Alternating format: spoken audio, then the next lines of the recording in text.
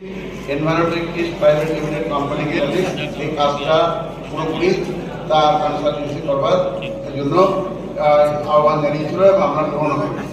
আচ্ছা, আমি পরিমাণে ইস্পাতজাত পদার্থ তৈরি হয়, যেহেতু ইস্পাতজাত পদার্থের চাহিদা বৃদ্ধি পেয়েছে, সুতরাং কোম্পানি একটি প্রস্তাব নেয় যে এই প্রকল্পের প্রোডাকশন মুখ্য উদ্দেশ্য এবং এদের এই প্রকল্পটি অর্থাৎ এনাদের কাছে যে জমি আছে সেই জমিতে এই অভাব হবে না। এই প্রকল্পটা সেটা হবে, যেমন ধরুন ধূলিকণা সেটা বেরোবে, সেটা আমরা কালেকশন করবো ব্যাক ফিল্টারে এবং কালেকশন করে সেটা প্রসেসে ইউজ করা হবে। যেমন মনে করো রোলিং মিলে নানা রকম কাটিংস বেরোবে এবং সেই কাটিংসগুলো কালেকশন করা হবে এবং সেটা আবার রোলিং মিলের কাজে যে স্টিল লাগে সেই স্টিলের প্রোডাকশনে ব্যবহার করা হবে। এইরকম ভাবে যত রকমের বর্জ্য পদার্থ আছে না এবং এবং লোকাল যে উন্নতি যেটা হবে, লোকালে উন্নতি কিভাবে হবে, কারণ গ্রিন বেল্ট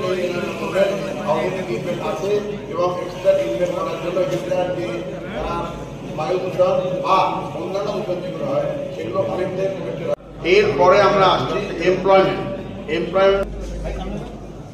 যেহেতু এই কোম্পানি কাজটা এখানেই করছে, সুতরাং এখানকার লোকাল লোকের জন্য এবং এখানকার লোকাল স্বাস্থ্য পরিষেবা এবং এখানকার লোকাল যে পরিবেশ দূষণ সংক্রান্ত ব্যাপারে যথেষ্ট মনোযোগী হওয়া দরকার আছে এবং সেই জন্য আমরা কর্পোরেট সোশ্যাল রেসপন্সিবিলিটি বা আপনার কিছু এনভায়রনমেন্ট রেসপন্সিবিলিটি যেটা আছে সেই জন্য আমরা কতগুলো এরিয়া কতগুলো দিশা দিয়েছি যে এই জায়গায় কাজ করা যেতে পারে, যেমন স্কুল, তারপরে লাইব্রেরি, তারপর খেলার মাঠ, তারপরে যে জলের ব্যাপারটা পুকুর।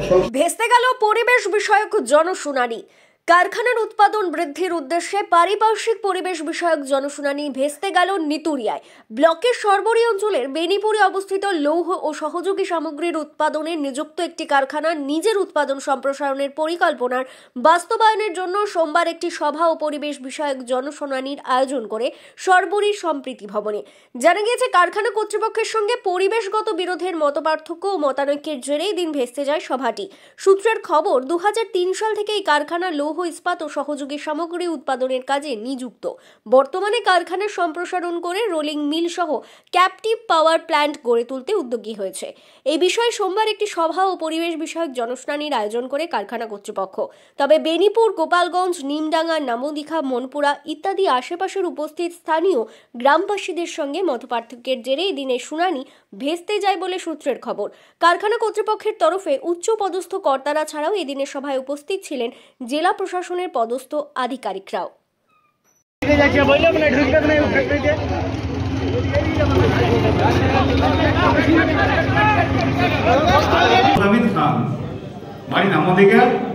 আমরা সবসময় ঝনকামরা আমাদের থাকি, আমাদের দোকান আছে এবং আরো অনেকের দোকান আছে দীর্ঘদিন থেকে স্যার। তো স্যার, আজকে পাবলিক হেয়ারিং অনুষ্ঠানে আজকে আমরা অতি আনন্দিত যে আমরা আমাদের পেয়েছি, জেলা থেকে পেয়েছি, আমাদের জেলা শাসককে পেয়েছি এবং তার সাথে আরো অনেকে আছে। তো স্যার, যিনি বলছিলেন এই কথাগুলো সত্যি নয়, যার জন্য আমাদের পাবলিক যারা গ্রামের ছেলেরা আছে তারা কিন্তু প্রতিবাদ করছে। স্যার, এটা কিন্তু একটা নম্বর পয়েন্ট। দ্বিতীয় স্যার, আপনার সময় নষ্ট করবো না, তাই মূল্যবান সময় নষ্ট করবো না স্যার।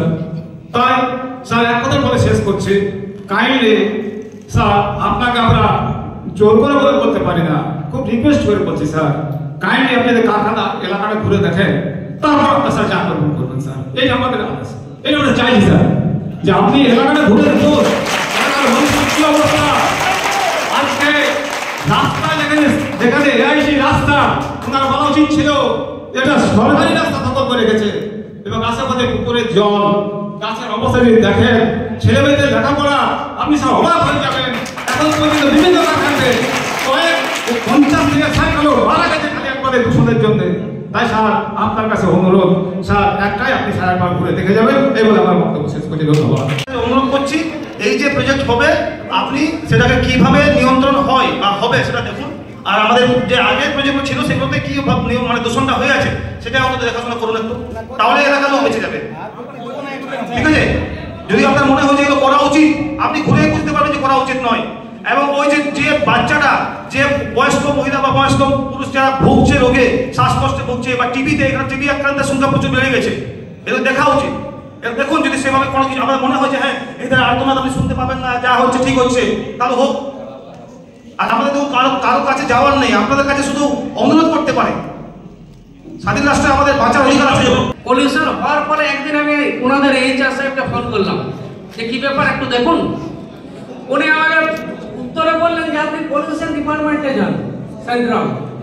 দেখেন যে এখানে উনি যা বললেন যে এগুলো কিছুই হয় না, আবার আমরা করব, কিন্তু স্যার এগুলো শুধু প্রতিশ্রুতি মাত্র, করার বেলায় স্যার কোনো কাজ হয় না। কাইন্ডলি স্যার আপনি যদি সরজমিনে দেখেন তাহলে বুঝতে পারবেন। আর স্যার আমরা এই আজকে জনশুনানিতে আর কারখানা যেন এক্সটেনশন না হয় এর আমরা তীব্র প্রতিবাদ জানাচ্ছি। আর আমার আগের যে কথাগুলো বললো সবগুলো মিথ্যে কথা।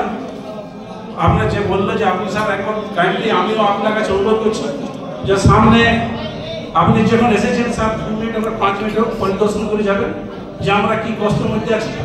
আর স্যার আমার একটা রিকোয়েস্ট হইল, কিছু কিছু কাগজপত্র আমরা লিখি স্যার আপনাকে দেওয়ার জন্য, কমিটি দেওয়ার জন্য স্যার একটু টাইম দিতে 2 মিনিট আপনাকে কাগজপত্র দিতে পারি স্যার। আপনার কথা যদি না শুনতে পারি আর এইভাবে যদি কেওয়াস হয় আমি চলে যাব, এটা কিন্তু উচিত নেই। আমি আপনার বক্তব্য শুনতে এসেছি, আমাদের টিম আছে, এক এক করে নাম, গ্রামের নাম সবকিছু বলবেন, আমরা ভিডিও রেকর্ডিং করে ডকুমেন্ট করব আপনার বক্তব্য কি আছে। কিছু লোক ডিস্টার্ব করছে, আপনারা দেখে নেবেন যে পাবলিক হিয়ারিংটা ঠিকঠাক চলে।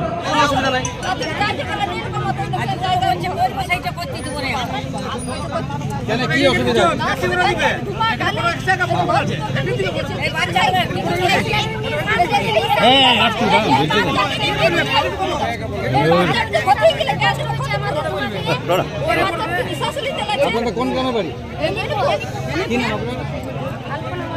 আপনার কি নাম? মানে কি অসুবিধা হচ্ছে আপনাদের? কালীর মাছ হাতে নিঃশ্বাস নিতে কষ্ট হচ্ছে, ছোট বাচ্চাদের এত বড় ই করছে।